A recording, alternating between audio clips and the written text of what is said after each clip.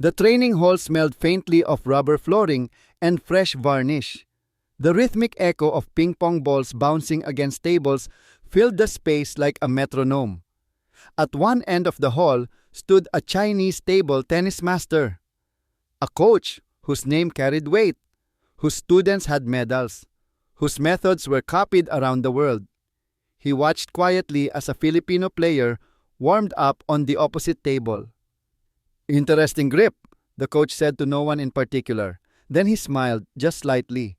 "But tactics like that won't work against disciplined play." It wasn't meant to be cruel, just dismissive. The Filipino player heard it anyway.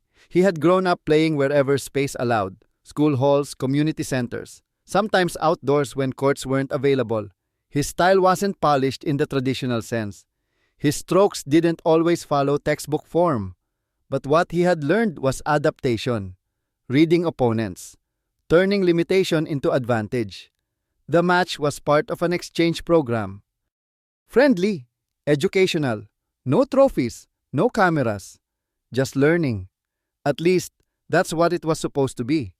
The first few rallies went exactly as expected. The Chinese master student controlled the tempo. Clean loops, perfect footwork.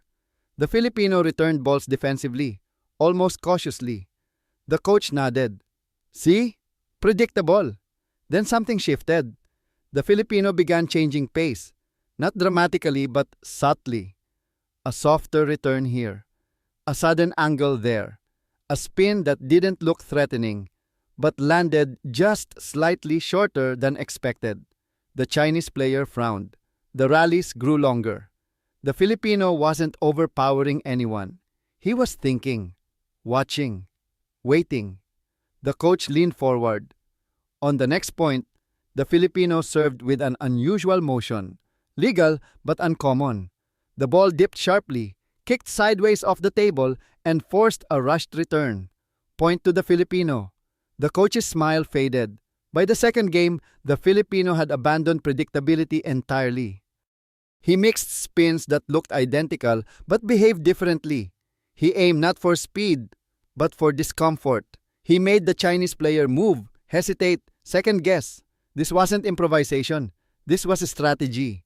Observers along the wall stopped talking. Someone picked up a phone, not to record, just to check the score again. The Chinese master crossed his arms. "Strange," he murmured. In the third game, the Filipino began attacking. Not relentlessly, but selectively. He waited for moments when his opponent assumed control, then broke rhythm with placement instead of power. The Chinese player missed a shot, then another. Frustration crept in. The coach finally spoke up, this time louder. Instructions, corrections, reminders of fundamentals. But fundamentals weren't the problem. The Filipino wasn't breaking the rules of table tennis. He was bending expectations. The final point came after a rally so long that both players were breathing hard. Sweat dripped onto the table. The ball danced between them. Spin, counterspin, deception layered on deception. Then silence. The ball clipped the edge.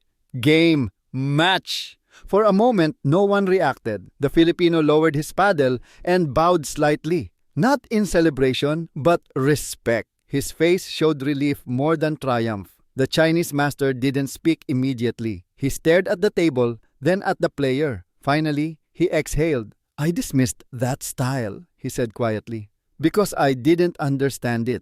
He approached the table and picked up the Filipino's paddle, examining the grip. "Where did you learn to play like this?" he asked. The Filipino shrugged. "Wherever I could." They talked after. Not about winning, about constraints, about playing without ideal conditions, about learning to adapt instead of dominate. The coach nodded slowly. Later that evening, he told his students something they didn't expect. "Power and perfection are not the same as intelligence," he said. "And intelligence shows up differently when resources are limited." The story didn't explode online. It didn't need to. In training halls, among coaches and players who cared enough to listen, it spread quietly. A reminder: never confuse unfamiliar with ineffective, and never underestimate someone who learned to think before they learned to win.